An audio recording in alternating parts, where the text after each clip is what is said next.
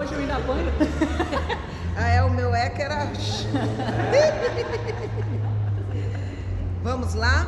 Hoje nós vamos entrar, antes da gente entrar, né? Vamos orar a Deus pedindo ao Senhor que Ele venha nos iluminar, nos dar a sabedoria necessária para a gente aprender, né? Como a gente leu, o Senhor, a gente estudou isso, né? O Senhor nos dá entendimento para que a gente aprenda e entenda. Isso foi uma pregação dessa semana. Senhor Deus e Pai, nós nos colocamos em Tua presença neste momento. Chegamos aqui, ó Deus, com o intuito de estudar a Santa Palavra e não podemos fazer isso sem o Senhor, porque o Senhor é o dono de todas as coisas. A palavra é do Senhor, o Senhor quem inspirou o escritor, o Senhor quem tem toda a sabedoria. E nós nos achegamos em Tua presença porque queremos aprender e receber do Senhor. É o que nós oramos, Te agradecendo desde já, em nome de Jesus. Amém? Amém. Graças a Deus. Amém. Ana, coloca água para a mamãe lá, por favor. Lucas 10, 25. Registrado, hein? Vamos lá? Hoje é a parábola do bom samaritano. Lucas capítulo 10, versículo 25. Está um pouquinho mais perto.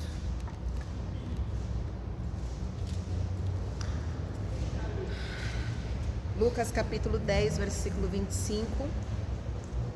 Vamos à leitura. E eis que levantou um certo doutor da lei, tentando-o e dizendo: Mestre, que farei para herdar a vida eterna? E ele lhe disse: Que está escrito na lei? Como lês? E respondendo ele disse: Amarás ao Senhor teu Deus de todo o teu coração, e de toda a sua alma, e de todas as tuas forças, e de todo o teu entendimento, e ao teu próximo como a ti mesmo. E disse-lhe: Respondeste bem, faze isso e viverás. Mas Jesus já sabia que a pergunta desse doutor da lei era uma pergunta capciosa, porque o Senhor nosso Deus, Ele conhece tudo que está dentro de nós. A gente pode responder bem, a gente pode ter as palavras certas, mas Ele sabe o que realmente está no nosso coração. Porque, irmãos, tem que tomar muito cuidado. A gente não pode ser levado pelo que nós ouvimos, porque falar, até um papagaio fala, é só a gente ensinar. As atitudes, né? O coração, quem vai dizer, que vai guiar. E aqui eu coloquei no próximo slide. Jesus sabia que Ele amava de forma seletiva. E o amor ao próximo, ele não pode ser seletivo. Mas Jesus sabia que Ele era seletivo, por isso que Ele já lançou. E você vê que Jesus, ele é tão impressionante, que Ele sempre trabalha com isso. Ele vai primeiro no o que você entende, o que é que você acha, como é que dizes que é. Lembra quando Ele chegou para Pedro e disse, Ele reuniu os discípulos. Quem eles dizem que eu sou? Aí os discípulos responderam. E Ele falou, e vós? O que vocês dizem que eu sou? O que eu sou para vocês? O Senhor tem sempre esse interesse de saber para nós como é. Aí continua aqui o diálogo, versículo 29. Ele, porém, querendo justificar-se a si mesmo, disse a Jesus: E quem é o meu próximo? E respondendo Jesus disse, porque Jesus ele nunca falava de uma forma direta, ele sempre levava por parábolas, né? Aí ele começa a parábola do bom samaritano. Descia um homem de Jerusalém para Jericó e caiu na mão dos salteadores, os quais o despojaram e espancando-o se retiraram, deixando-o meio morto. Aqui o Senhor já estava contando a história da humanidade. Vamos entender a primeira coisa. O caminho que levava de Jerusalém para Jericó era uma estrada conhecida por ser uma estrada de mercadores. Quem são os mercadores? Aqueles que levam mercadorias, eles faziam transportes de venda. Então o que acontecia nessas estradas? Os salteadores, ou seja, os ladrões, a gente vai ver quem são os salteadores. Eles já ficavam preparados naquela estrada porque sabia que iriam passar pessoas com valores, com bens. Então o salteador, ele não é só um ladrão, mas ele é um ladrão de viajante. Ele era muito presente nessa estrada. Eles só roubavam quem estava passando.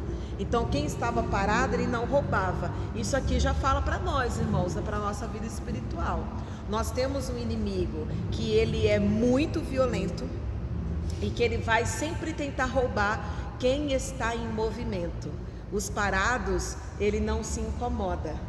É só você começar a se movimentar que o inimigo, o salteador, ele vem para tentar te roubar. Por isso você pode ver, quem está parado e não faz nada, vive uma vida de paz, sossegado, tranquilo. Mas você começa a se movimentar, o salteador começa a se levantar. Vamos trazer para a obra? Na obra, ninguém está fazendo nada. Você se levanta para começar a fazer, todo mundo começa a falar. Querendo se mostrar, querendo pegar meu lugar, mas ninguém estava fazendo nada antes. Mas aquele que começou a se movimentar, o salteador começa a se levantar. E eu ainda digo mais para vocês, não é só obra. Eu já estive no mundo lá fora, eu já estive no meio do trabalho, sem ser trabalho dentro da igreja. E é um ambiente, eu acho que pior ainda do que a igreja lá fora. Aquele ambiente competitivo, aquele ambiente que quem tenta se mover, o pessoal cai em cima mesmo tentando passar a perna, e isso é o papel do salteador. Ele vai roubar quem está passando na estrada. Esse caminho, ele era conhecido como Vale da Sombra da Morte. Aí a gente se lembra de onde? Salmo 23, ainda que eu ande pelo vale da sombra da morte, porque era uma estrada muito escura, muito sombria, e tinha esses ladrões, esses salteadores que já eram conhecidos por estarem ali. É só a gente se lembrar, não vou falar o nome, eu vou aqui lançar para ver se você se lembra. Quem você lembra que é um personagem de história infantil que entra dentro dessa descrição de salteador, que roubava pelas estradas? Alibaba, né? Também, eu lembrei de outro. Oi? Não, eu lembrei de outro. Vamos ver se alguém lembra. Roubava dos ricos para dar para os pobres. Robin Hood. Lembrei dele. Ele era um salteador. Ele roubava quem estava nas estradas, né? Aqui eu falei, salteador só assalta quem está andando no caminho. Trazendo isso para o mundo espiritual, quem é o caminho? Jesus. E o salteador quem é? Satanás. E ele ataca quem está no caminho. Você pode ver, quando a gente para ler o Salmo 73, a gente vê como é verdade. O salmista Asaf, ele escreve dizendo: os meus pés quase vacilaram quando eu vi a prosperidade do ímpio. Aquele que não está no caminho, mas prospera, que é uma maravilha. Quando a gente para pensar, se a gente não tem a fé bem firmada, tem até aquele que cai. Como é que pode? A pessoa não serve a Deus, não é dizimista, não é ofertante e vive uma vida aparentemente mais próspera e mais feliz do que a minha. É porque o salteador não vai mexer com aquele, ele vai mexer quem está no caminho. Quem está no caminho vai ser constantemente atacado. Eu cresci ouvindo isso. Se a tua vida está em muita paz, levanta aí a antena da preocupação, porque possa ser que você está agradando o inimigo e ele quer que você fique achando que está tudo bem, que está tudo tranquilo. Aí continua. Essa parábola acontece com um judeu. E aqui eu coloquei que nós temos um inimigo muito violento. Olha como esse inimigo é violento. Ele espancou e deixou aquele judeu quase morto na estrada. Nós temos um inimigo muito violento. E ocasionalmente descia pelo mesmo caminho certo sacerdote. Vamos ver aqui, esse homem, ele estava subindo de Jerusalém para Jericó. E o sacerdote estava descendo de Jericó para Jerusalém. Ou seja, ele estava saindo da cidade, indo para Jerusalém fazer o quê? O pessoal ia para Jerusalém geralmente para prestar culto, para ir onde estava o templo. Então vamos subentender que o sacerdote ele estava indo para cumprir suas obrigações no templo. E uma das regras do sacerdote, do levita, do nazireu, é que eles não podiam tocar em sangue, porque senão eles ficariam impuros para o serviço. Então o que a gente aprende aqui? O sacerdote passou, vendo-o, passou de largo, bem longe. A preocupação do sacerdote judeu não estava em ajudar o próximo, estava no serviço que ele iria prestar. Aí eu já quero te fazer uma pergunta que nos ensina também essa parábola. O serviço nunca pode ser maior do que o amor ao seu próximo. E a gente tem que tomar esse cuidado. Que às vezes na gana de servir, a gente acaba passando por cima do próximo. Com palavras, com ações. Não, mas eu sou obreiro. Não, eu sou pastor. Não, você é filho de Deus e você tem que amar o próximo acima de todas as coisas antes. Porque as pessoas vêm antes do serviço. O amor às pessoas vem antes do serviço. E o sacerdote e nem o levita consideraram isso. Versículo 32. De igual modo também o levita, chegando àquele lugar e vendo, passou de largo. Por quê? Porque ambos pensaram que não podiam ficar impuros para os rituais ao qual estavam subindo. Ambos colocaram o serviço na frente do amor. Versículo 33. Mas um samaritano. Por que Jesus usou o samaritano? Vamos entender. Os samaritanos, eles não se davam bem com os judeus. E de onde surgiu isso? Antes eles eram um povo só, as 12 tribos. Teve um rompimento e separaram-se 10 tribos e 2, Reino do Norte e Reino do Sul. Agora eu não me recordo se os 10 era Reino do Norte ou Reino do Sul, só sei que eles se separaram. O Judá ficou com a capital de Jerusalém e Israel com a capital de Samaria. Quem ficou em Samaria, na terra de Israel, eles foram subjugados pelo rei da Síria. E esse rei da Síria, para enfraquecer o povo judeu, forçou aquele povo a ter casamentos miscigenados, a casarem com mulheres e homens de outros povos. Para quê? Para que eles não fossem mais judeus puros. Eles agora eram miscigenados. É como o brasileiro. A gente não encontra um brasileiro que é a raiz pura Brasil. A gente tem descendência de tudo quanto é lado. É africano, é europeu, é asiático. Quando a gente puxa, né, a nossa linhagem, a minha tem africano, tem índio, a minha tem de tudo. Na minha linhagem, certamente na de vocês também. O brasileiro nunca é uma raiz pura, né? Eles não são puros. E justamente isso que o rei da Síria forçou esse povo que ficou em Israel se miscigenarem. Quando aconteceu essa separação, Judá permaneceu puro. E eles começaram a se considerar superiores ao povo que ficou em Israel, em Samaria. E daí surgiu a rixa. Eu sou puro, vocês não são. E o templo ficou em Jerusalém, em Judá. Então eles começaram a proibir os samaritanos de irem cultuar no templo em Jerusalém. Eles eram proibidos. Vocês não podem, vocês não são puros. Daí surge aquele diálogo de Jesus com a mulher samaritana. Mestre, onde nós devemos adorar ao rei? É aqui ou é lá? Onde é o certo? Onde vai encontrar? Só que o que acontece? Deus foi tão misericordioso que Ele derramou um verdadeiro arrependimento sobre Israel. E eles se tornaram arrependidos e convictos, crendo em Deus com convicção. Só que eles não podiam mais cultuar ao Senhor lá no templo em Jerusalém. E aí surgiu a rixa. Tanto que a gente vê quando Jesus ele tentou se hospedar em Samaria. Quando eles perceberam que quem foi lá procurar eram judeus, eles falaram o quê? Aqui não tem lugar para ficar. Nós não hospedamos judeus.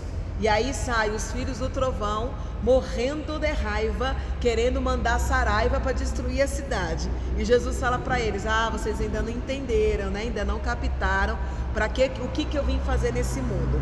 Então é importante a gente entender isso. Nós não estamos falando de judeus que se respeitavam entre irmãos. Nós estamos falando de povos completamente inimigos. E esse samaritano vem descendo no caminho. E por ele ser um viajante, ele andava com óleo e com vinho, que eram elementos que os viajantes sempre caminhavam. O óleo, ele tinha um poder curativo e o vinho tinha um poder antisséptico. Faltou acho que um S ali, não sei como se escreve, escrevi correndo, me perdoem se estiver errado. E ele então se depara com o judeu semi-morto, e aí a gente vê a figura de Jesus. Ele mesmo presta socorro àquele homem. Ele vem montado, olha como a Bíblia fala. Descia pelo mesmo caminho, certo? Já lemos 33. Mas um samaritano que ia de viagem chegou ao pé dele, vendo-o, moveu-se de íntima compaixão. Aproximou-se, atou-lhe as feridas, aplicando-lhes azeite e vinho, pondo sobre a sua cavalgadura. Olha, ele estava vindo num cavalo, os outros estavam andando, ele estava vindo num cavalo. Ele parou o cavalo, ele desceu, ele colocou todo o remédio na ferida, atou a ferida, pegou o judeu semi-morto, colocou sobre o cavalo, na sua cavalgadura, e foi ao lado em pé. Olha aí se não é a sombra de Jesus Cristo. Aquele que vem, que coloca o remédio nas nossas dores, que nos resgata e nos dá a posição que era dele, deu para nós, porque ele disse: eu morri a sua morte para que vocês vivam a minha vida. Tudo isso é a sombra de Jesus, né? Mas isso Jesus estava contando para ele quem era o próximo, né? Aí fica vendo, continua vendo. Ele prestou socorro, ele ficou a pé. O bom samaritano é a sombra de Jesus. Jesus trouxe o vinho novo, que é a alegria, e o óleo, o azeite, que representa o óleo da unção, a unção de Deus que nos ensina, que nos cura e que faz tudo por nós. Até aqui tudo bem? Vocês estão entendendo? Tranquilo? Continua. Olha que bonito isso aqui. E partindo ao outro dia, tirou 2 dinheiros. Quero que você preste atenção nisso. E deu ao hospedeiro. Então, quem que é a hospedaria para os dias de hoje? A igreja. É onde chegam os feridos, que são alcançados primeiro por Jesus, porque para alguém entrar na igreja, ela é alcançada e movida por Jesus. Você vê aqui na nossa igreja, a gente tem um testemunho de algumas pessoas que eu conheço, mas eu vou citar a irmã Fernanda, que ela fala que ela não foi evangelizada por ninguém. O próprio Jesus moveu ela dentro do ônibus, mandou descer, e ela entrou na igreja, e ali ela recebeu a palavra e foi alcançada pelo evangelho. Então a gente vê que a hospedaria é Jesus, e quem leva os doentes para a hospedaria? Jesus. É Jesus que nos move através dos seus laços de amor. E ele vira para o hospedeiro, que somos nós, a igreja, e dá 2 dinheiros. O que era esse dinheiro? Um dinheiro, ele representava o trabalho de um dia. Ele deu 2, o trabalho de 2 dias. Aqui a gente tem dois simbolismos. O primeiro, que o próprio Senhor Jesus, representado pelo bom samaritano, nos entrega o poder e a autoridade. 2 dinheiros, era dele, mas ele entregou para o hospedeiro. Não foi isso que Jesus fez? O poder e a autoridade era do nome dele. Na oração de João 14, salvo engano, ele fala: Pai, me deixe dar o que é meu a eles, porque eu não quero que eles se percam. E aí Deus autoriza ele dar o poder e a autoridade do nome dele, para que a gente expulse demônios, para que a gente cure vidas. Ele nos entregou. E também a figura de um dia vale quanto para Deus? 1000 anos. Vamos pensar, vamos raciocinar. Um dia vale como 1000 anos. Ele deu o pagamento para 2 dias, que equivale 2000 anos. 2000 anos exatos que a igreja vem trabalhando sobre a terra. Então a gente vê aqui, 2000 anos exato que a igreja já vem trabalhando sobre a terra. Você vê que na Bíblia a gente encontra resposta para tudo, até para os tempos, né? Diga, me dá água aí, princesa. Então, perdoe minha ignorância. Não, vamos lá. É justamente para isso. Eu compreendo perfeitamente tudo que a senhora está dizendo. Eu quero entender o seguinte. Sim. Aqui é história. Isso é a história. Esse entendimento que a senhora está passando com relação à história, isso como que eu posso dizer? Como que se despertou esse entendimento para passar para nós na realidade?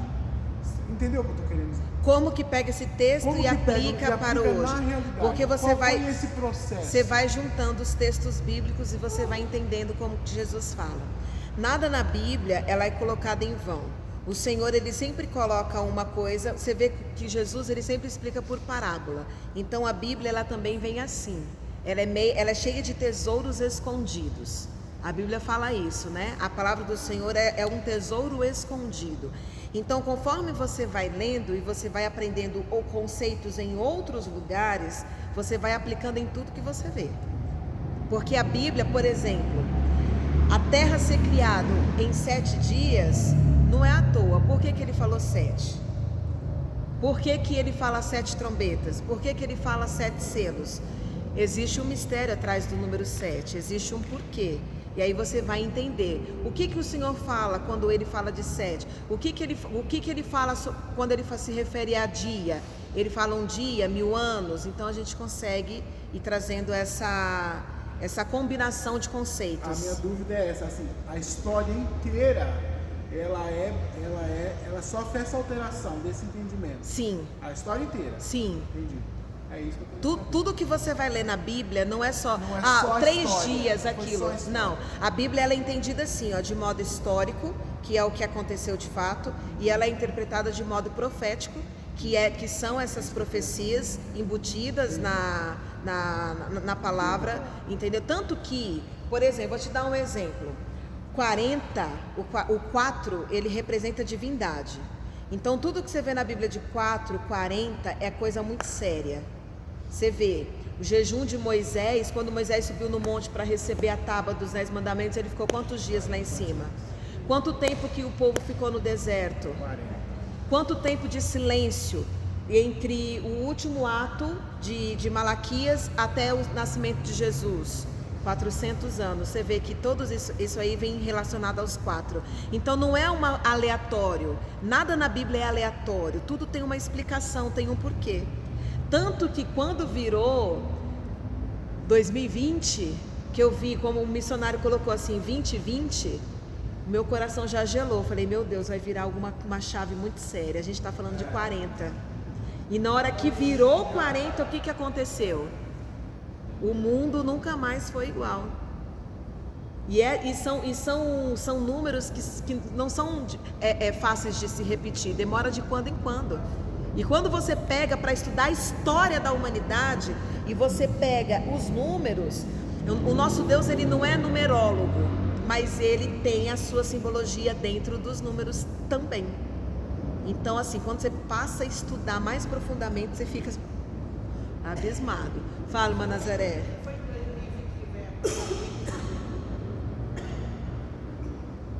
2020.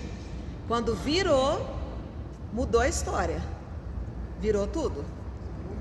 Entendeu?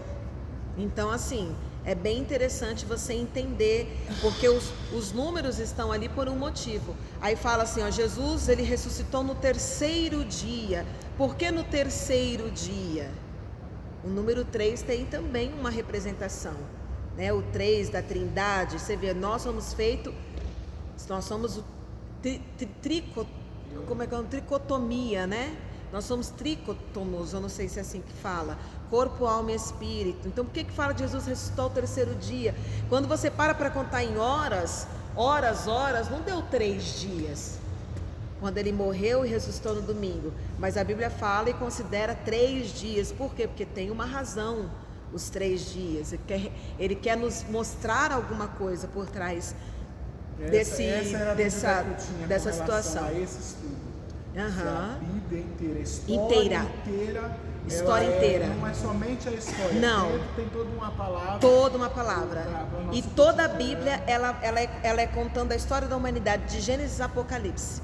Tudo que acontece na história, tudo que acontece na Bíblia, ele está contando toda a história de Jesus e da humanidade.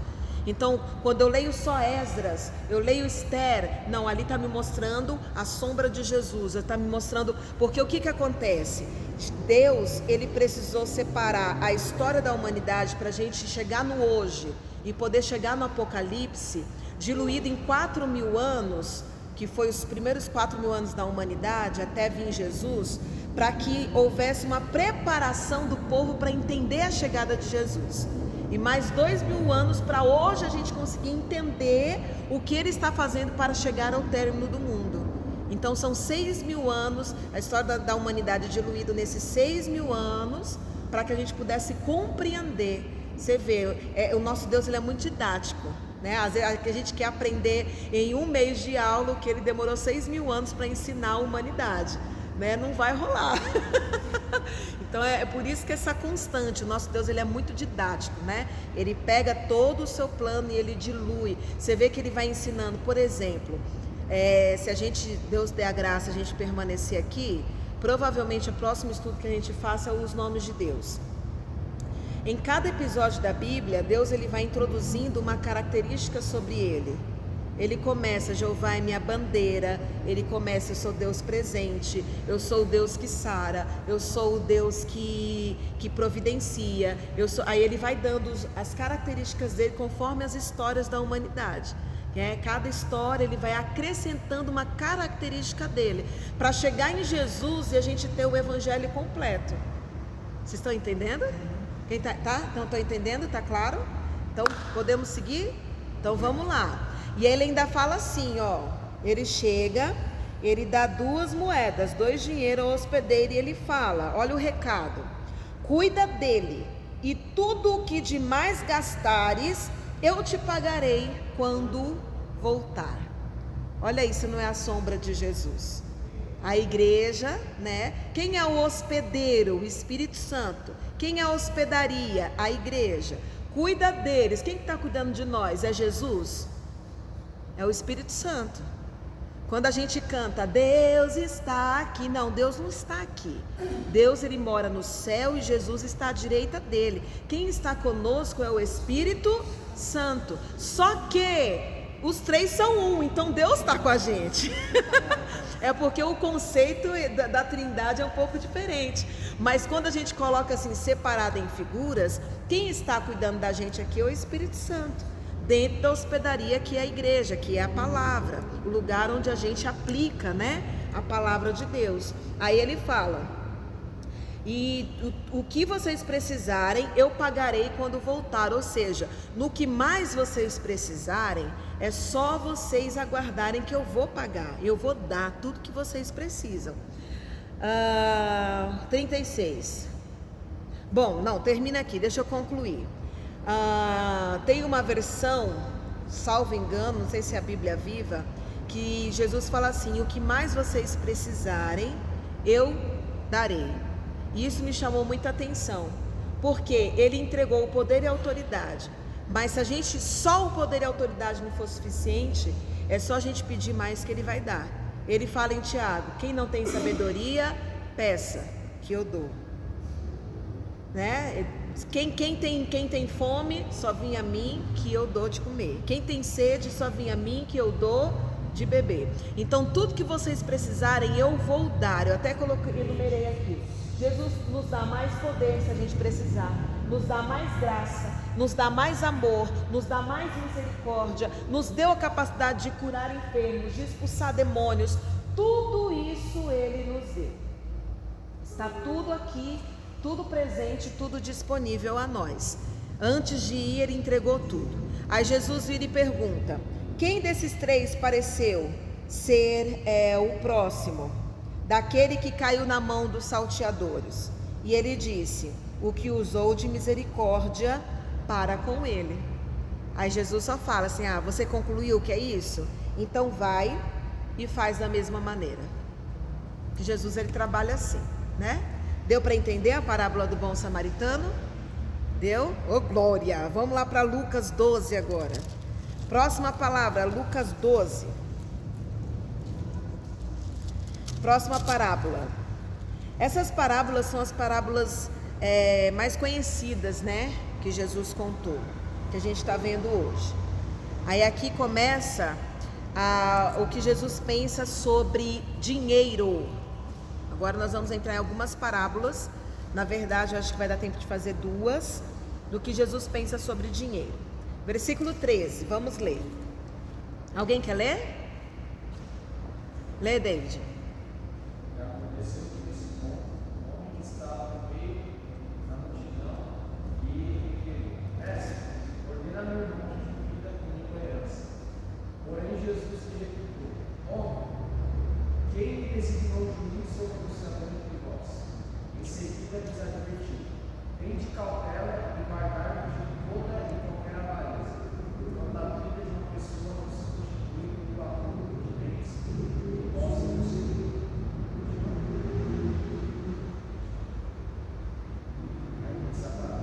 Isso não foi uma parábola. Não, é só até aí, vai. É, só até aí. Essa outra a gente vai ver em seguida. Vamos parar nessa daí. Então, primeiro, a gente vê que o jovem, ele procurou Jesus não por interesse espiritual, mas por ganância. O que ele pede para o mestre fazer? Me dá a vida eterna? Não. Mestre, manda que meu irmão reparta comigo a herança. Primeira coisa que a gente pode pensar aqui, irmãos, a herança, quando ela é dada, ela já vai repartida entre os herdeiros. Vai ou não vai? Então a gente pode pensar aqui, conjecturar, imaginar que esse cidadão pegou a parte dele na herança e gastou tudo, e agora ele está de olho na parte da herança do irmão. E ainda quer forçar Jesus a entregar, a fazer com que o irmão reparta a parte dele, que era de direito dele com ele, porque ele estava ali na mais pura ganância. E quantos são as pessoas que procuram Jesus também por esse motivo? Eu até gravei o videozinho que vocês deram risada da capivara, achei o passo, aquele filtro, usarei mais vezes. E eu gostei. Eclesiastes 7:12. Na verdade, o versículo 10 em diante é bem interessante. Cadê tu, Eclesiastes? Achei. Eu quero ler aqui nessa outra versão. Oi? A senhora não está no grupo? Vou colocar. Vou colocar a senhora, irmã Nazaré. Versículo 11. A sabedoria é ainda melhor quando acompanhada do dinheiro. Então, Deus não tem nada contra o dinheiro. Deus não pensa que o dinheiro é ruim. Na verdade, ele fala, a sabedoria é muito boa, mas quando ela vem acompanhada do dinheiro, ainda é muito melhor. Ambos são proveitosos debaixo do sol.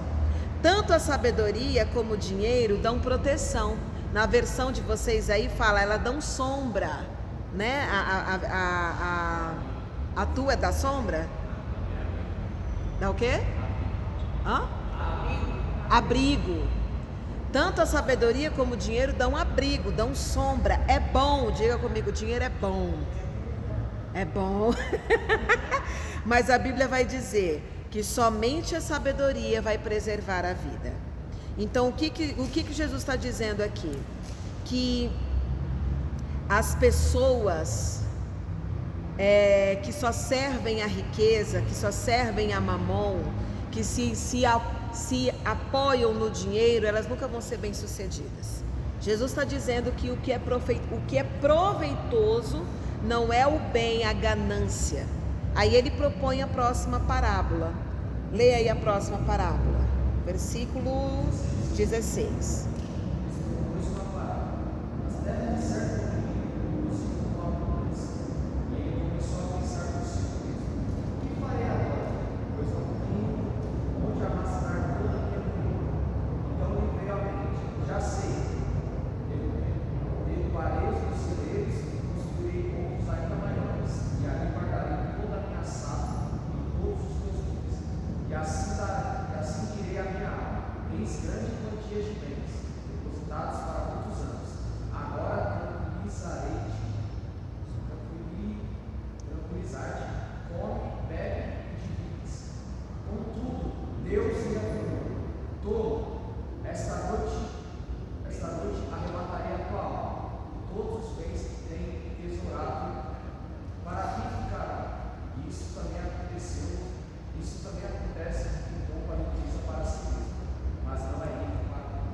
Aqui, então na verdade aqui na frente, ali em cima não tem uma parábola ainda. Jesus vai falando sobre, e por causa da pergunta desse homem, ele propõe essa parábola deste homem. E eu quero que vocês notem que esse homem, ele só usa pronome possessivo. Ele vai falar, versículo 18: derribarei os meus celeiros, recolherei as minhas novidades, os meus bens, vou dizer a minha alma. Olha que homem ganancioso, egoísta, porque tudo dele é meu. Ele é meu, tudo meu. E é o que Jesus propõe para este jovem. O que adianta você ter tantos bens, sendo que você não considera a finitude da vida, a brevidade da vida? Você pode confiar nos teus bens, ter dinheiro, ter riqueza e falar assim: agora eu vou viver uma vida sossegada, só vou viajar, vou curtir, vou aproveitar. E aí Jesus vira: mas hoje mesmo, louco, vão te pedir a tua alma. E tudo que você juntou vai ficar para quem? E de que importa todo o dinheiro que você juntou? Aí o último versículo 21 da parábola: se você não é rico para com Deus.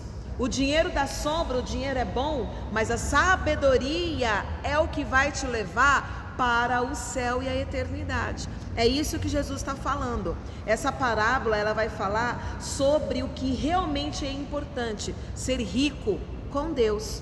Aí a gente se lembra do que nós damos no final do ano. Não sei se vocês se lembram, mas eu dei esse estudo de Laodiceia no final do ano. Laodiceia era uma igreja riquíssima, uma cidade riquíssima.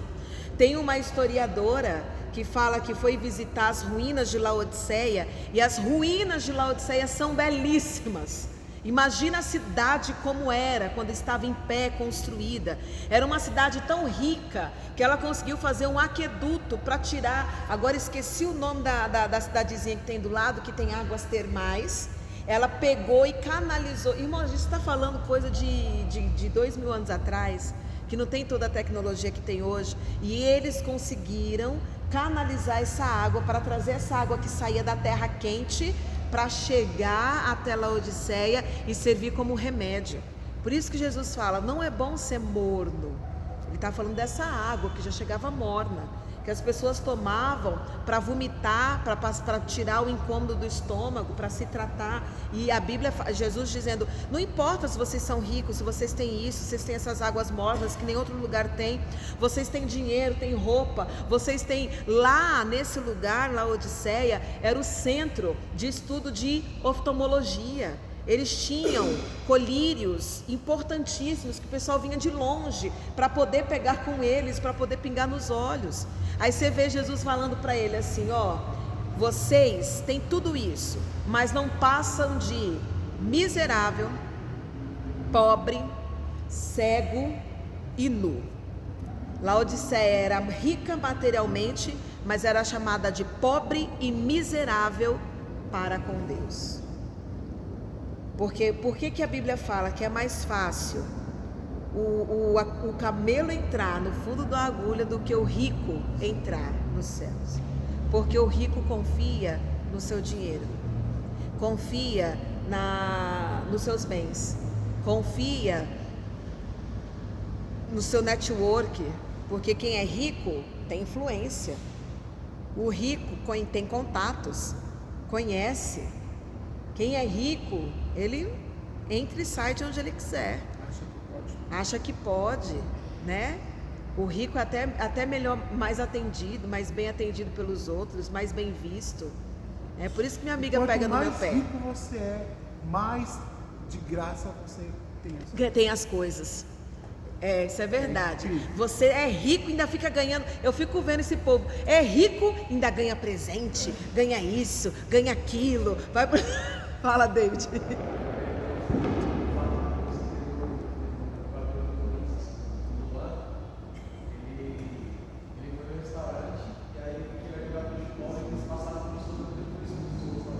Olha, e o bicho tem dinheiro. E passou na frente de todo mundo, come de graça, só porque é jogador. Então. Eu tenho uma colega que foi comprar um carro, isso é fato verídico mesmo. E ela foi super modesta, tal, com dinheiro para comprar o carro à vista. Entrou, os vendedores olharam, desprezaram. Aí ela foi andando até o final da loja. O último vendedor que sorriu para ela, ela foi e comprou o carro. Aí os outros, não, era a minha vez de atender. Não, ela falou, não, eu passei por vocês, vocês nem me olharam. Eu vou comprar na mão dele, porque ele sorriu para mim. E os outros vendedores ficaram tudo se batendo, porque era a vez dele, mas não deram nada, porque ela entrou toda simples, né? Vestida simples, e ninguém deu nada. Peguei um dinheiro bom, e aí eu fui no shopping. E eu simples, entrei na Fast Shop, uma loja boa, né? Ninguém me recebeu. Aí só tinha um lá do canto, ficou me olhando. Aí ele falou, o que o senhor quer? Eu quero essa TV, eu quero esse som, eu quero isso aqui. Qual é o pagamento? À vista. Tome! O cara ganhou a comissão dele. E o resto fica tudo lá, desesperado. Mas é muito triste. É triste, é triste. Mas você vê que não é uma coisa da atualidade. É uma coisa que a Bíblia já mostra. Essas pessoas eram ricas, soberbas, mas Jesus disse para ele, vou te dar um conselho. Na carta, né, que Deus, ele inspirou João escrever lá, exilado na ilha de Patmos. Compra de mim roupa, compra ouro, compra colírio, porque o dinheiro que vocês têm não vai comprar felicidade. E você vê que não é difícil você ser uma pessoa equilibrada. Nós temos na Bíblia exemplo de pessoas que eram muito ricas materialmente e ricas com Deus. Aqui o exemplo, Abraão, ele era tanto rico de bens, como também era rico diante de Deus. A gente vê, eu gosto muito desse episódio de Ló, Abraão e Ló. Abraão, ele que tinha a bênção estava com ele. E aí Ló, vendo que ele ia sair abençoado, falou, tio, posso ir contigo? Ele, vem, vamos. Começaram a crescer. Tanto Abraão cresceu, enriqueceu, como Ló também se fortaleceu. E os seus pastores começaram a encrencar. Os pastores de Ló começaram a ter intriga com os pastores de Abraão. E a gente vê, irmãos, não tem como fugir disso. Mas tanto a família quanto os funcionários, a empresa, os amigos, eles são reflexos do que você é. Tem gente que diz assim, o meu filho começou a andar com essa má companhia e agora não é por causa da influência. Não. Tem pai e mãe que se engana. Se o amigo está andando com aquele ali que não vale nada, é porque ele compactua do mesmo pensamento. Não acha que, o meu filho foi induzido. Não, ele está ali porque ele quer. Porque ninguém vai sentar para comer daquilo que não gosta. É ou não é verdade? Você não vai me ver, irmão, sentada comendo feijoada com ninguém. Não gosto de feijoada? Você não vai me ver. Se eu estiver ali no meio, eu vou estar só com um pouco de arroz no meu prato e um pouquinho de couve. Quando falam para mim é feijoada, eu falo, obrigada, não vou não. Ainda vem feijoada com pagode, aí que eu não vou mesmo, amigo. Aí que não vai rolar. Ali que eu não chego perto. Por quê? Porque eu não gosto nem de feijoada, nem de pagode. Agora, coloca, sei lá, um fondue de chocolate. Querido, eu vou estar a primeira sentada, na mais perto possível da vasilha do fondue e virada com um prato do morango pro meu lado. Por quê? Porque é o meu número. Estão entendendo? Irmãos, ninguém vai andar com ladrão se não tiver com pensamento. Ninguém vai estar na roda do fofoqueiro se ele não gostar de fofoca. Porque se começa com um assunto besta que você não gosta, o que você faz? Você fica ali ou você sai? Sai. Minha mãe pergunta assim, já te ofereceram droga na escola? Nunca me ofereceram. Por quê? Porque eu nunca gostei. Então, por mais que chegassem com alguma coisa, falando alguma coisa, comigo não rolava, já logo se afastavam. Tinha papo de namoro, eu nunca namorei na escola, viu, Ana Clara? Nunca. Nunca, viu, Ana? Eu lembro que uma vez eu encontrei com uma colega no shopping, aí ela perguntou assim, nossa, você e fulano eram namorados, né? Eu falei, não. Ela, nossa, não, ele gostava de ti. Eu, sério? Sério mesmo? Sério, ele gostava de ti. Eu, nossa, não, nunca nem percebi. Nem percebeu, percebia. Então assim, as coisas não, esse tipo de assunto não se proliferava do meu lado. Por quê? Porque não estava dentro de mim aquilo. Entendeu? Então assim, do mesmo jeito aqui, você vê Abraão, ele era um homem rico, ele era um homem próspero, mas ele não era um homem avarento. Os pastores de Abraão não estavam brigando com o de Ló, era de Ló que estava brigando com os dele. E aí o que Abraão vira e fala? Faz o seguinte, Ló, escolhe para onde você quer ir. Olha como o coração dele era desprendido. Se você for para um lado, eu vou para o outro. Não importa se tiver grama, se tiver mato, se tiver rio, porque eu não dependo de nada dessas coisas. A bênção que me acompanha é de Deus. Irmãos, quem tem experiência com Deus, ela não teme nada, porque ela sabe que não é a condição do lugar que vai fazer ela ser bem-sucedida ou não. Ela vai ser bem-sucedida. Onde ela colocar, aí a gente fala do versículo, a gente estava conversando, a planta dos pés ali vai ser dado. A bênção vai seguir a ela. Então Abraão vira para Ló e fala assim, ó, para onde você quiser ir, vai. E Ló, avarento, Ló, sem consultar a Deus, levanta os olhos e escolhe o lugar que aparentemente era mais próspero.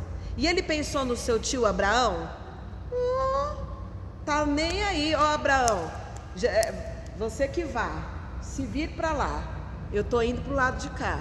E ele se deu mal, e Abraão só prosperou cada dia mais. Davi, irmãos, foi um homem que começou a sua carreira sendo um filho desprezado de um pai de 7 filhos. De uma casa com 7 filhos, ele era o desprezado. O único que trabalhava pesado no campo, porque trabalho de campo é um trabalho pesado. É um trabalho que não é um trabalho fácil. E ele foi o único que trabalhava, que cuidava das ovelhas do pai. Mas Deus foi acrescentando, foi enriquecendo, foi fazendo dele grande, que no final da vida, depois você procura esse texto, eu infelizmente não tive tempo de colocar, mas quando ele vai fazer a construção do templo para Deus, e Deus fala para ele assim, você não vai construir, Davi, porque você é homem de sangue, quem vai construir é o seu filho. Ele dá do tesouro pessoal dele tanta riqueza para o templo, para a casa de Deus. O coração dele não estava nos bens, o coração dele estava em Deus. Ele procurava ser rico em Deus e não ser rico nos bens. E a gente tem que meditar sobre isso. Até coloquei aqui, ó, meditar sobre isso. Ló era apegado aos bens, Abraão não. Abraão entendia que sua riqueza vinha de Deus e não do local. E aí dei o exemplo de Davi, que eu não coloquei, mas é legal a gente pensar em Davi, é legal a gente pensar nesses grandes homens, né, que não tinham apego ao material, mas se tornaram grande potência. O que eu quero deixar registrado no nosso estudo é, Jesus não odeia a riqueza, Jesus odeia quem pensa só em bens materiais e não se enriquece espiritualmente. Jesus mostra nessa parábola que o apego às coisas materiais não levam a nada. Temos que pensar que nossa vida é como um sopro e podemos viver muitos anos ou poucos anos. Voltando para a parábola, esse homem, ele pensava que ele ia viver muito tempo. Tinha muito dinheiro, ele ia viver muito tempo, e aí Jesus fala assim, ó louco, essa noite você não passa dessa noite. Não, fica imaginando, a gente não sabe, irmãos. Graças a Deus eu cheguei nos 40, minha filha tem 12, não sei se ela vai chegar nos 40, não faço nem ideia. Ela pode dizer eu vou, mas só quem sabe é Deus. Por isso que Deus nos orienta a viver a cada dia como se fosse o último. A gente pode estar aqui, irmãos, e de repente essa tenda cair na nossa cabeça. É uma coisa que pode acontecer, sair ali fora e ser atropelado. A gente não sabe. Caí duro, tô aqui falando com vocês, já deixo minhas orientações registradas, viu? Nada de homenagem no Facebook, não gosto dessas palhaçadas. Fala pra mim quando eu tô vivo. Hoje a irmã me mandou mensagem, pastor, eu te amo, viu? Só disse que não quer saber quando morrer. Eu falei, lógico, ninguém vai saber, como é que eu vou saber depois que eu morrer? eu não vou saber, me fale logo em vida, eu vou deixar aqui registrado. Não gosto de flores, tá bom? Detesto flores, principalmente na morte. Era briga. Mas você não vai saber? Não gosto de flores. Oi? Muito menos. Pensou em me dar um buquê de flores, me dá o dinheiro. Pastor, eu pensei em comprar flores para a senhora. Pega o dinheiro da flor e me dá. Eu vou ficar muito mais feliz. Dá flores de chocolate, me dá o chocolate. Ah, essa aí eu também gosto, viu? Flores de chocolate. Esse aí é perfeito. Gente, eu não gosto de flores. Onde eu chego eu já aviso logo, não gosto de flores. Não. Eu gosto de flores no campo, plantadinha, mas eu acho um desperdício cortar a pop da flor e juntar num buquê e daqui 5 dias ela vai morrer. E ainda um dinheirão. Um dinheirão, não, eu não gosto de gastar dinheiro com coisa que vai morrer. Não gosto não. Vai morrer, não dá dinheiro com coisa que vai morrer, não. Eu não sei, ó. Sabe o que eu tava pensando? Porque eu acho que eu não gosto de flores. O meu tio ouvia a música do Titãs. Flores tem cheiro de morte. Cavalo, né?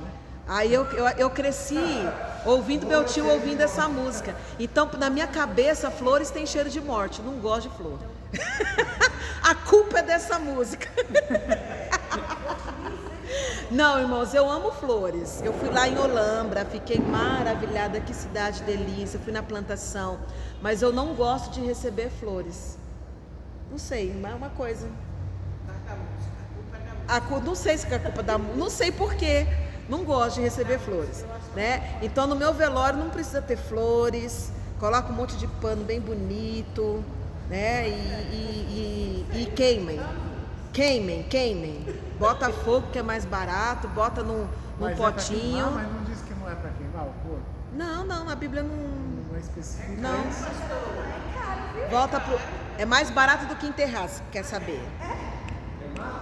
Cremar é bem mais em conta do que Mas enterrar. agora tu tem que pagar. Eu descobri isso na morte do meu tio, viu? Mais barato cremar. Então, pastora, mas aí tem lá, os judeus, eles falam que tem a mandamento lá na Torá que não é para queimar o porco. Ah, mas no Novo Testamento não, Muda. não tem essa. Eu pelo menos não A achei. senhora entende que o meu Entendo, conceito é isso. entendo. Eu pego a palavra Sim, e trago pra cá entendo. pra entender a palavra. Entendo. Pode ou não pode? Não, pode isso ou aí, não pode? sinceramente, isso aí eu nunca tive a restrição. Vou estudar um pouco mais sobre isso. Se tiver, me enterrem. Se não tiver, me cremem. Porque eu tinha essa ideia de que ser cremado mesmo. Aí eu ouvindo lá os rabinos falando sobre Aí falou que não os pode. mandamentos. Não, eu vou estudar. Vou estudar. Vamos voltar aqui, ó.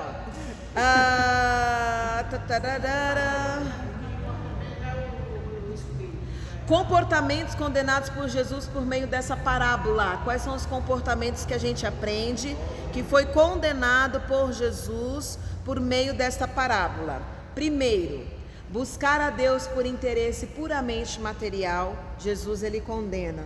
Por isso, irmãos, que eu tenho essa postura quando eu vou falar de dízimos e ofertas, sem criticar os meus outros amigos. Vocês já passaram por muitos pastores, tem a forma da graça, mas eu, Vivian, você nunca vai me ver falando, dê para você ganhar. Não, dê por gratidão, dê por reconhecimento, por amor, porque quando a gente dá por interesse material em receber, a gente ofende o nosso Deus. Eu aprendo assim, né? Então nunca dê por interesse material, nunca busca Deus por interesse material. Minha mãe sempre me ensinou que quando você dá uma oferta ou devolve o dízimo pensando em receber alguma coisa, você nunca vai ganhar.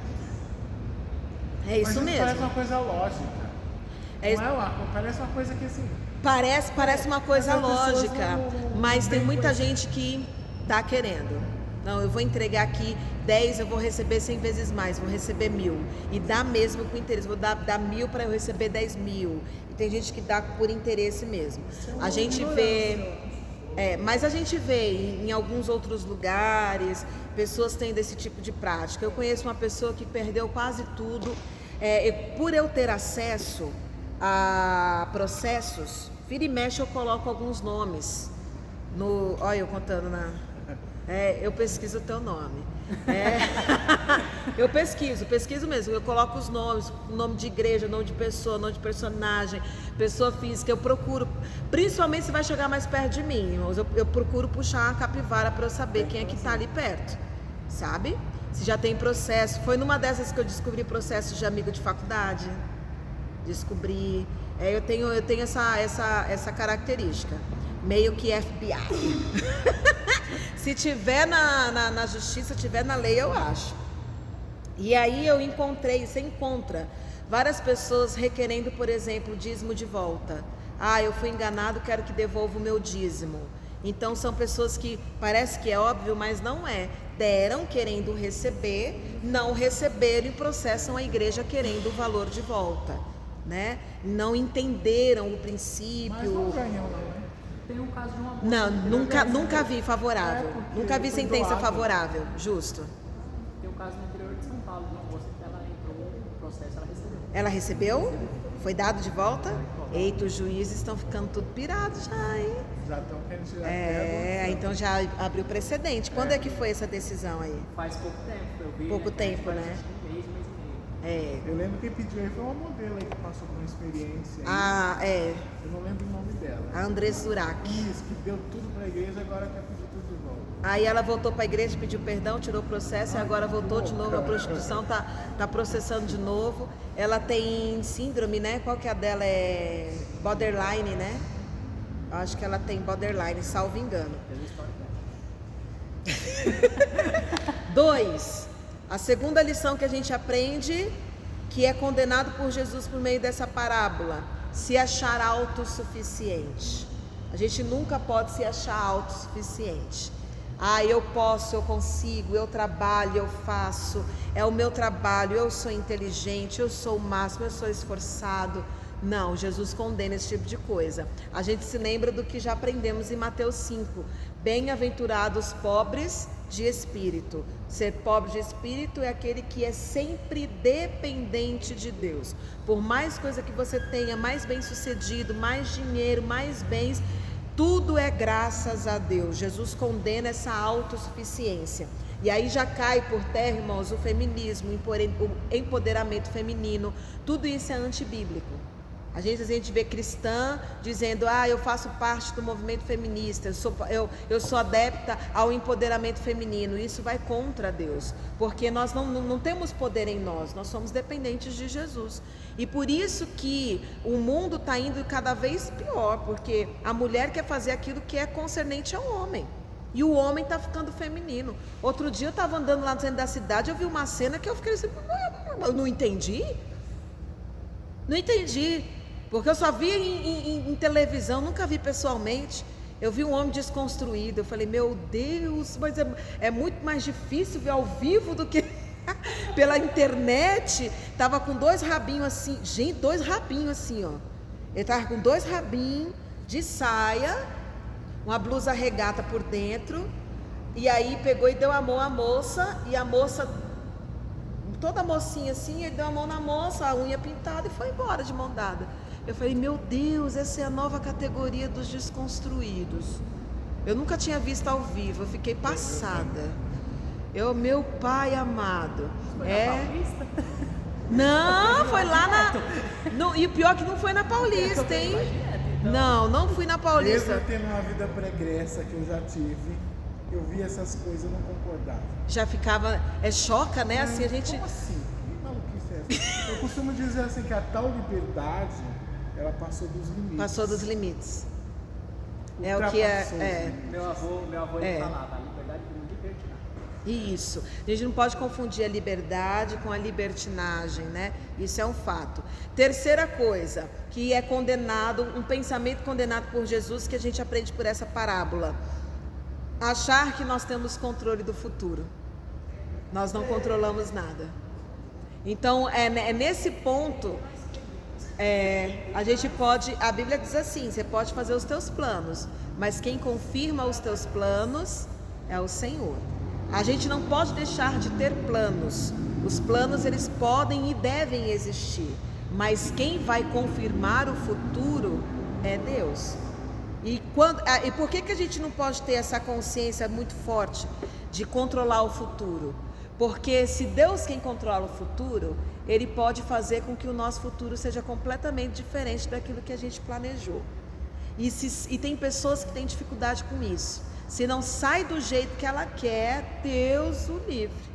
Meu pai amado, briga com Deus, o mundo, o fundo, o vizinho, o amigo, o marido. Não, a gente tem que entender que o futuro está no controle de Deus. Daí Jesus, ele nos ensinou, né? Se Deus quiser, não é assim, eu vou ser curado, se Deus quiser. Não, a cura é um direito.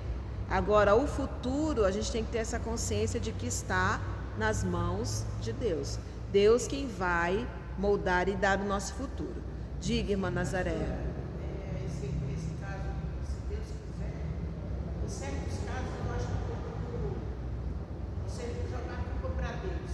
Eu conheço uma pessoa que ela está devendo.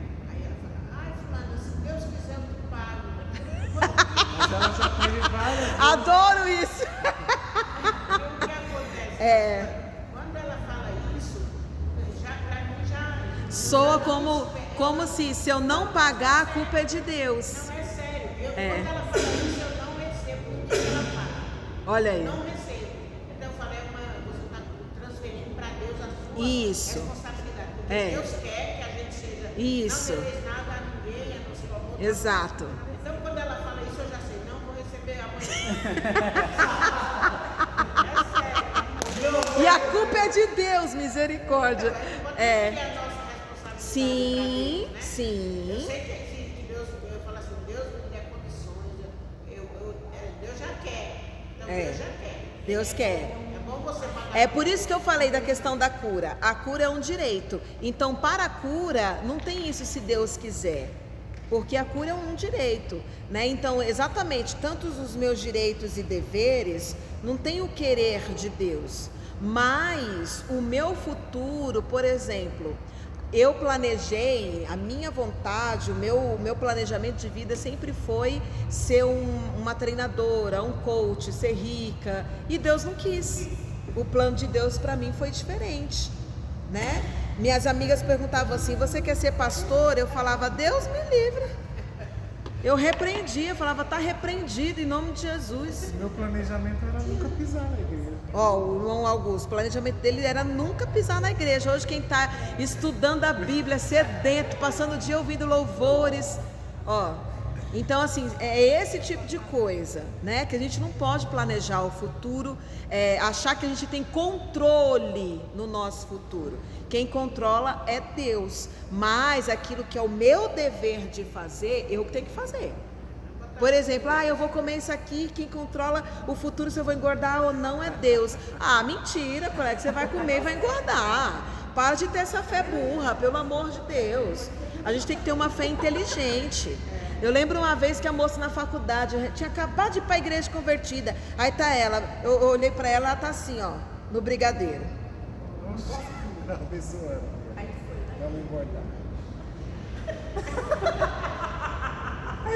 Que só observando. Você tá abençoando para comer? Não, eu tô na fé que eu vou comer e não vou engordar. Eu falei, amiga. Não, amiga, desse jeito não vai dar. Você pode abençoar, tá certo, você tem que abençoar os seus alimentos para não te fazer mal, mas que não vai engordar, amiga, não, você vai engordar. Que horror! Ela falou assim para mim, você tem mais tempo de igreja do que eu e não tem fé?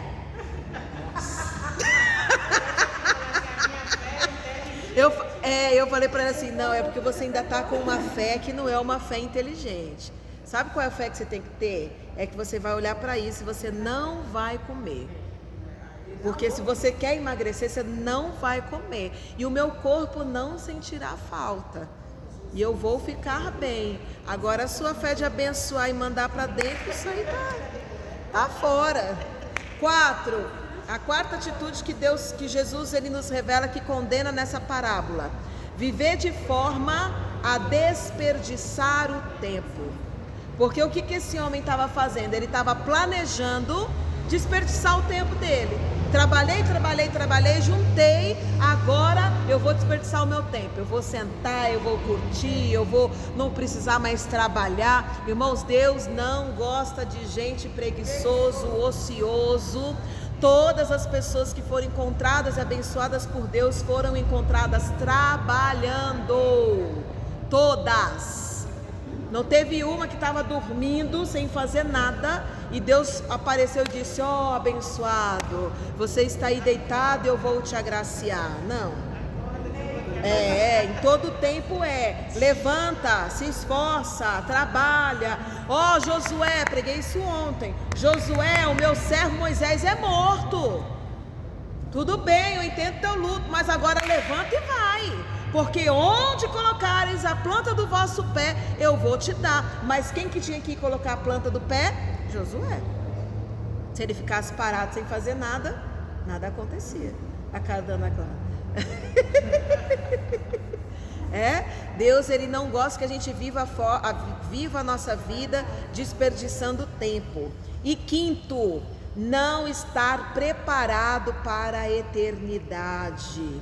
Irmãos, a gente tem que nos preparar e acreditar na eternidade e preparar a nossa vida. Não viver achando que o mundo é só aqui, o hoje, o presente, e quando terminar aqui, o corpo perecer, acabou, findou. Não, nós somos seres eternos e precisamos nos preparar pensando sim na eternidade. Existe uma eternidade e essa coisa é bem pesada, né? Porque a eternidade, ele é eterno, eterno mesmo, né?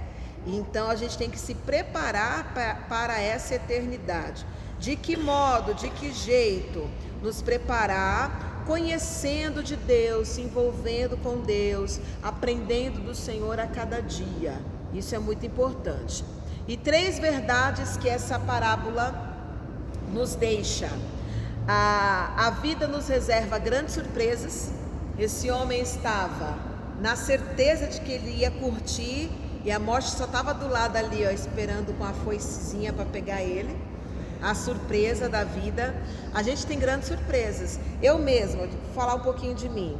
Eu jamais imaginava eu entrando num avião. Eu morava aqui no Elisa Maria e a rota de avião aqui em cima, né? Eu vi os aviões passando de um lado para o outro. Imaginava que jamais eu ia entrar dentro de um dele. Família pobre, pai assalariado, passagens aéreas caríssimas, né? E teve um tempo que elas ficaram mais em conta, mas passagem aérea sempre foi coisa de rico. Jamais imaginava eu entrando no avião. De repente, vai para Manaus. Eu já tinha andado de avião uma única vez, que eu fui viajar para o Nordeste e voltei de avião de lá. Vai para Manaus. E depois que eu fui para lá, 2, 3 vezes ao ano andando de avião, para lá e para cá, para lá e para cá. Nunca imaginei ter condições de levar o meu pai para andar de avião. Consegui fazer. Os velhinhos entraram no avião, tudo bobo. Gente, a primeira vez que eu chegou lá em Manaus, vamos almoçar no shopping. Aí pedi comida para minha mãe e para meu pai no Girafas, que é a comida mais próxima, né, do tempero daqui. Aí não vem aqueles quadradinhos assim, ó. Minha mãe nunca tinha ido no shopping, minha gente. Quando o bichinho tocou, ela deu um grito tão grande. Tocou na mesa, ela... Ela se assustou, meu pai morreu de rir. 2 caipiras no shopping, né? Parece brincadeira, parece que não é verdade, mas não era. A gente não era de sair aqui, de ir para shopping, de conhecer. Vivíamos numa vida, num pensamento bem limitado. Depois que fomos para lá, que eles começaram a ver outra vida, outra condição, tem como viver melhor, a mente deles começaram a se abrir, começaram a se despertar. Mas antes disso, nunca nem a gente sonhava em viver alguma coisa maior. E a vida realmente nos reserva grandes surpresas. A gente não sabe o que pode estar reservado para a gente no nosso amanhã. Amanhã o David pode ficar rico e abençoar todo mundo. A mãe recebeu já logo. Oh, Deus, abençoa meu filho. A gente não sabe. Fala, irmã Nazaré. Pastora, a senhora conhece a história do Careca? Que ficou atrás da porta? Que ficou atrás da porta? Fugindo da morte. Já vi essa história. Só que ele não era careca, ele tinha raspado a cabeça, né? Aí ficou sabendo que a morte vinha buscá-lo. Aí ele raspou a cabeça, aí quando a morte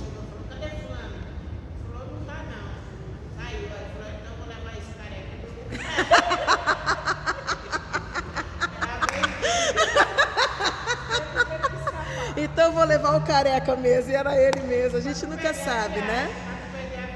Pra não perder a viagem, vai o careca mesmo.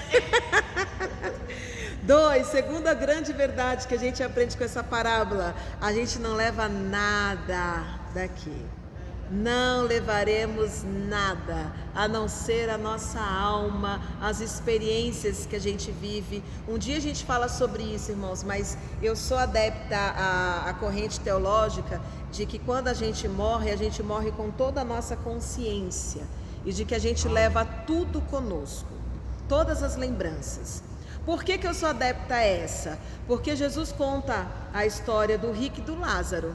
E Lázaro está lá e o rico está lá, e eles se lembram da família, eles se lembram dos amigos, eles se lembram de tudo que passaram na terra. Então eu sou adepta a esse pensamento, de que quando a gente morre, a gente vai com toda a nossa consciência. Então o que a gente leva daqui, é tudo que está, as experiências que a gente viveu, as viagens, os amigos, a felicidade, a tristeza, a gente leva tudo que a gente vive aqui. Por isso que é muito importante a gente cultivar momentos, tempos, memórias, porque é a única coisa que a gente leva dessa terra. E 3, que prosperidade não é sinônimo de ser abençoado. Não é. A pessoa pode ser próspera quanto for, mas ela pode ser uma pessoa mais infeliz da terra, a pessoa mais triste da terra. Tem até a história, agora eu estou falando com vocês, estou me lembrando que eu ouvi certa vez alguém contar de um dos homens mais ricos do mundo, e ele tinha tanto medo das pessoas estarem ao lado dele por interesse, que ele foi se isolando, morando sozinho numa mansão gigante, e morreu sozinho, sem ter ninguém, a família, netos, e ele achava que todo mundo se aproximava dele só por interesse. E eu conheço algumas pessoas assim, que têm um pouco mais de dinheiro, vive uma vida solteira até hoje, tem mais de 50 anos, e vive uma vida solteira porque acha que todo mundo que se aproxima, até as mulheres, é só interesse no que ele tem, e vive solitário, vive sozinho. Aí o que adianta? O que adianta? Né? Então ser próspero não é sinônimo de ser abençoado. A gente tem que aprender que olhar para a nossa vida e enxergar o quão nós somos abençoados. Somos felizes, a gente tem comida, a gente tem roupa para colocar, para se aquecer nesse frio, temos saúde, temos família, temos filhos, temos motivos de sorrir, temos alegria, né? Temos muita coisa boa. Gente deita e dorme, tem gente que dorme até demais. O sono é que não falta. Outro dia, olha eu aprontando. Eu tava na cama, o marido tava na rua trabalhando, né? Aí eu tava lá mexendo no celular. Aí quando ele chega e me acha acordada, ele briga comigo. Aí eu escutei o barulho da porta, eu desliguei e fingi que tava dormindo. Só que eu dormi de verdade. Dormi mesmo, que eu fui acordar, eu fechei o olho, para fingir que eu estava dormindo, só fui acordar no outro dia, 6 da manhã, com o celular despertando. Eu falei, eita, qual foi a hora que eu dormi? Eu acordei assim, eu sem nem saber o que era, porque na minha cabeça, eu ainda estava fingindo que estava dormindo. E eu dormi de verdade, então assim, dificuldade de dormir não tenho nenhuma. Oi? Foi o tempo de subir a escada, eu já tinha... Desligou, eu não dormi, eu desliguei. Então assim, dificuldade para isso, graças a Deus eu não tenho, espero que vocês também não. Dá pra gente fazer mais uma parábola ou quer deixa para a semana que vem? Deixa para a próxima, tá muito frio, tá caindo a temperatura, né? Ficando gelado. Então a próxima a gente vai falar ainda sobre dinheiro. Aí já leio na casa de vocês Lucas 16, do versículo 1 ao 8. Se bem que é rapidinho, coisa de uns 10 minutinhos essa. Então vamos. Vai lá, Lucas 16, do 1 ao 8. Essa aqui é interessante, irmãos. Eu gostei tanto dessa, eu quero gravar essa explicação, porque para eu gravar, não é muito fácil de gravar isso aqui, não. Eu tive que assistir a aula de novo dessa parábola para eu me lembrar. Dizia também aos seus discípulos: havia um certo homem rico, o qual tinha um mordomo. Quando a gente fala de homem rico, estamos falando de Deus. 16. Lucas 16. Homem rico, dono, senhor, nós estamos falando de Deus. E ele tinha um mordomo. Quem são os mordomos? Nós. Deus foi dado a nós a mordomia, né? Mordomia não é coisa boa. Mordomia é o serviço de mordomo. É você cuidar daquilo que não é seu. E aí ele tinha um mordomo. E esse foi acusado perante ele de dissipar os seus bens, ou seja, de não cuidar dos bens, de nem se importar com os bens do seu senhor. O que a maioria da humanidade está fazendo, né? E ele chamando disse: que é isso que eu ouço de ti? Presta contas da tua mordomia, porque já não poderás ser mais meu mordomo. Ele recebeu o aviso prévio, vai ser mandado embora. Já estava no aviso prévio aqui. E o mordomo disse consigo: que farei para que o meu senhor me tire a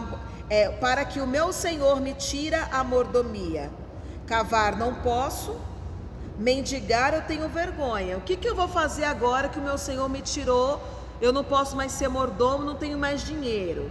Aí ele fala: cavar eu não vou, trabalhar com serviço braçal eu não vou, e mendigar eu tenho vergonha de fazer isso. Já sei o que eu vou fazer para que quando eu for desapossado da mordomia, me recebam em suas casas. Olha o pensamento dele: já sei o que eu vou fazer. Aí ele começa a colocar em ação o dom que ele recebeu.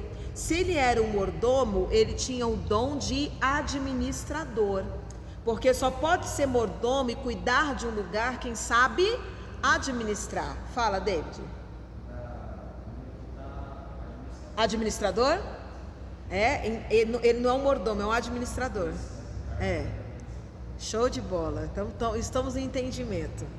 E chamando a si cada um dos devedores do seu senhor, disse ao primeiro: quanto deves ao meu senhor?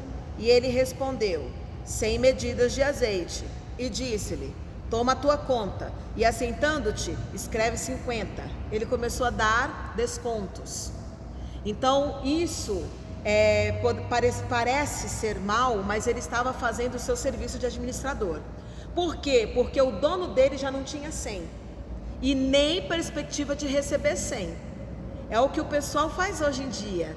Aí pega uma dívida e negocia. É melhor receber menos do que não receber nada. Só que ele fez isso não como usando o seu talento, o seu dom para o bem. Ele fez isso por interesse próprio. Vocês estão entendendo, né? O interesse dele era ele ser bem visto nas pessoas, para que ele tivesse abrigo. Não era para arrecadar o dinheiro para entregar ao seu senhor. Porque quando ele tinha que arrecadar o dinheiro para entregar ao senhor, ele nada fez. Ele não tinha feito. Mas quando foi pensando em si, ele começou a colocar em ação o talento que ele tinha. Aí o versículo 7. E disse, pois, a outro: e tu, quanto deves? E ele respondeu: 100 alqueires de trigo. E ele disse: toma a tua conta, escreve 80. E louvou aquele senhor o injusto mordomo por haver procedido prudentemente. O Senhor falou assim: até que enfim você começou a usar o talento que você tem. É isso mesmo. É isso mesmo. Aqui não consegui escrever mais porque meu pai passou mal e eu tive que correr para ajudar ele. Eu vou só explicar. Porque os filhos deste mundo são mais prudentes na sua geração do que os filhos da luz. E o que a gente aprende com isso aqui? É que os filhos do mundo, no caso, as pessoas que usam de iniquidade pensando em si, usam os seus talentos de uma forma mais sábia do que os filhos da luz usam para Deus. Conseguiram entender? Isso aqui abriu um entendimento e fez assim, ó. Vou dar um exemplo. Vou dar o exemplo dos cantores que começam a cantar na igreja. Eles cantam na igreja. Vou dar o exemplo do Elvis Presley. Ele aprendeu a cantar na igreja. E ele pegou o movimento pentecostal, a energia do Espírito Santo, e transformou em sensualidade em cima do palco. E ele começou a se entregar 100%. E ele se tornou um fenômeno. E às vezes a gente vê um músico com um talento tão bom quanto, mas que não usa para Deus. Ou quando faz de qualquer jeito. Você nunca vai achar uma pessoa de sucesso no mundo que usou o seu talento de qualquer jeito. Mas você vai achar um monte de gente relaxada dentro das igrejas ou no serviço para Deus. É isso que a Bíblia está dizendo. Esse homem, no seu interesse para servir o Senhor, ele nada fez e ele tinha o dom. Mas quando o interesse veio para si, ele ralou e ele fez o que tinha que ser feito. E aí Jesus ele fala: por que os filhos das trevas são mais hábeis nos seus negócios? Porque fazem, mas pensando para si, sendo que todos têm o talento. E como mudar isso? Como mudar isso? É a quem tem o talento começar a usar entregando 100% no serviço ao Senhor, sendo um mordomo que administra bem, agora para Deus, para o Senhor. Isso aqui é muito sério. Olha o 9 que ele fala: eu vos digo, granjeai amigos com as riquezas da injustiça, para que quando estas vos faltarem, vos recebam eles nos tabernáculos eternos. Ele está dizendo aqui, ó, vocês granjeiem os amigos com a injustiça, e vocês vão acabar tendo resultado. Aí ele fala no versículo 10, isso aqui ele dizendo isso, ó, quem é fiel no mínimo, também é fiel no muito. Quem é injusto no mínimo, também é injusto no muito. Pois se nas riquezas injustas não fostes fiéis, quem vos confiará as verdadeiras? Quem vai confiar as verdadeiras? E se no alheio não fostes fiéis, quem vos dará o que é vosso? Então como que você vai receber algo maior se nas coisas que não são suas você não é fiel? É isso aí que ele está dizendo. Nenhum servo pode servir a dois senhores, porque ou há de aborrecer a um e amar a outro, ou há de se chegar a um e desprezar ao outro. Não podeis servir a Deus e a Mamon. Nesse caso, esse mordomo, ele fez tudo o que fez porque ele servia a Mamon, o senhor do dinheiro. Então a gente não pode caminhar igual este homem. Nós temos que fazer com a mesma aplicação, mas para Deus. Sendo fiel a Deus no pouco, no serviço mesmo, no serviço a Deus. No serviço ao Senhor, é varrer um chão, varre com alegria, limpar um banheiro, limpa com alegria, que no muito o Senhor vai colocar. Mas aí acontece que a pessoa tem o talento e não faz, ou faz de qualquer jeito. Os filhos das trevas são bem mais hábeis nos seus negócios, porque eles têm interesse de ganhar fama, interesse de ser notado, interesse de ser ovacionado, interesse de ganhar dinheiro, é só interesse próprio. E quanto nós que servimos ao Senhor, temos que fazer muito mais, mas com interesse de servir e render ao reino. E ó, quando eu estava lendo essa parábola, eu estava lembrando do missionário. O missionário, ele usou todo o talento que ele tinha para o reino. Porque pensa num homem visionário, é o missionário. Você vê, eu estava pensando, grandes artistas de hoje passaram pelo missionário. Quem fez Thales Roberto foi o missionário. Thales Roberto, ele já tinha, eu já ouvia músicas do Thales, eu nem sabia que era dele. Na minha adolescência, não tem aquela música? Existem certas situações, conhece essa? Difícil de suportar. Olhamos pro alto e não dá. Essa música eu ouvi, eu tinha 16, 15 anos. Eu trabalhei com muitos artistas de CDs. Não quero isso não. Quero isso não. Quero isso não. Como eu me arrependo hoje. Olha. Diante do trono. Olha aí. Sucesso.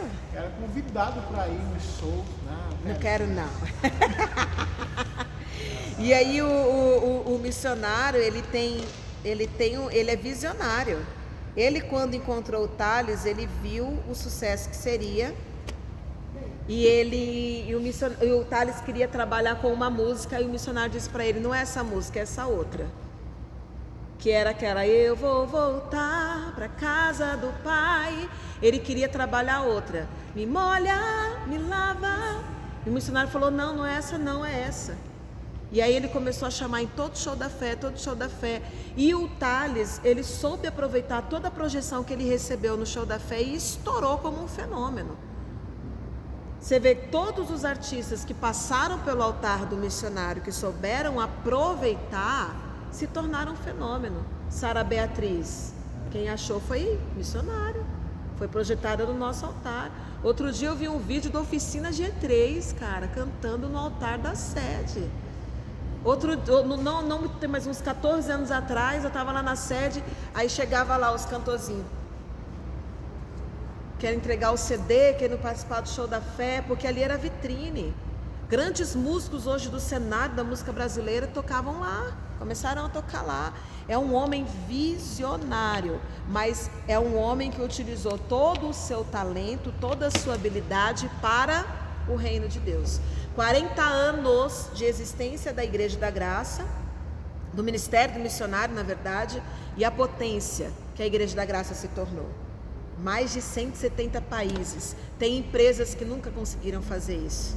Nunca tiveram esse marco de ser tão difundido no mundo como ele é. E ele começou sozinho. Então você vê, ele é um grande exemplo de um homem que usa suas habilidades para o reino dos céus. Habilidoso como o reino dos céus. Oi? Eu trabalhava lá no centro. Você trabalhava? Eu lembro da inauguração. A inauguração. E que a gente possa sair nessa noite com esse pensamento, né? Usar os nossos dons, os nossos talentos, a nossa mordomia para o bem. Sendo fiel a Deus no pouco, Ele também vai nos colocar no muito, em nome de Jesus. Amém?